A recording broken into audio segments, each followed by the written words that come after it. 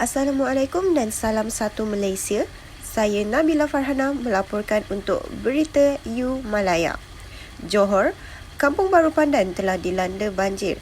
3 hari sebelum kejadian, hujan turun mencurah-curah di kebanyakan kawasan di daerah Johor Bahru. Penduduk kampung tersebut tidak menduga kampung mereka akan dilanda banjir kerana jarang sekali banjir berlaku di kampung mereka. Oleh itu, ramai yang tidak bersedia bagi menghadapi keadaan tersebut. Setelah air naik ke paras yang berbahaya, pihak penyelamat mengarahkan penduduk kampung mengemaskan barang-barang penting dan berharga untuk berpindah ke tempat yang lebih selamat.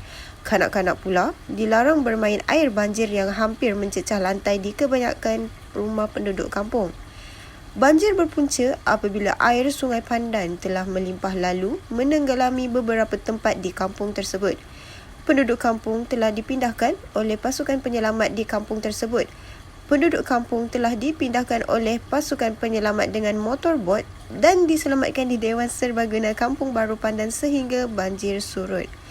Ketua Kampung, Encik Anwar bin Abu Hassan memberitahu bahawa pihak kerajaan negeri akan menyumbangkan sedikit bantuan kewangan bagi meringankan beban penduduk kampung yang terlibat.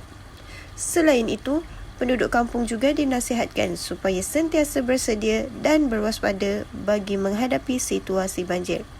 Sekian untuk laporan berita pada hari ini.